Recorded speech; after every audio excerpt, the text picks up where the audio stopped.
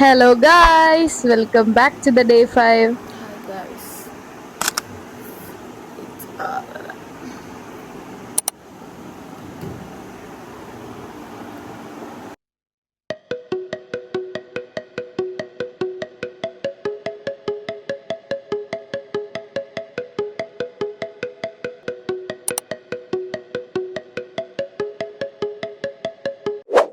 ഇന്ന് ഞാൻ സംസാരിക്കാൻ പോകുന്നത് ഞാൻ ഇംഗ്ലീഷ് ഇമ്പ്രൂവ് ചെയ്യാൻ വേണ്ടിയിട്ട് ചെയ്യുന്ന കുറച്ച് കാര്യങ്ങളാണ്.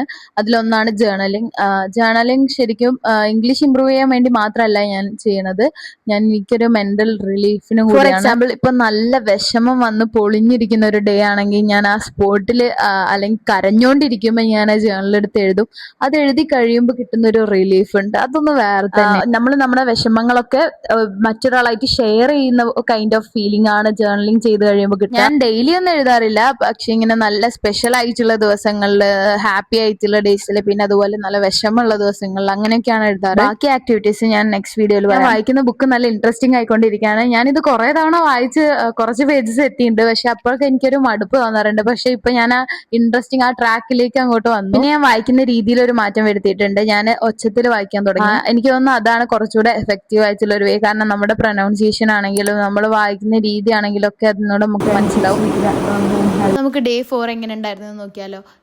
ഞാൻ നല്ല ഹാപ്പിയാണ്, കാരണം ഞാൻ 4 ആക്ടിവിറ്റീസും നല്ല സക്സസ്ഫുള്ളി കംപ്ലീറ്റ് ചെയ്തു. ഇതൊന്നും അത്ര വലിയ സംഭവമാണെന്ന് ഞാൻ ഒരിക്കലും പറയുന്നില്ല, ബട്ട് എന്നെ സംബന്ധിച്ച് ഞാൻ അത്രയും മടിച്ചാണ്. അപ്പോൾ എനിക്ക് ഈ ചെറിയ ചെറിയ ഗോൾസ് ഒക്കെ അച്ചീവ് ചെയ്യുമ്പോൾ വളരെയധികം സന്തോഷമാണ്. അപ്പോൾ ഈ വീഡിയോ അത്രയേ ഉള്ളൂ. എല്ലാവർക്കും ഈ വീഡിയോസ് ഒക്കെ ഇഷ്ടപ്പെടുന്നുണ്ടെന്ന് വിചാരിക്കുന്നു. Thanks for your support and love, and thanks for watching. See you all on the next video. Till then, this is Alina signing off. Bye.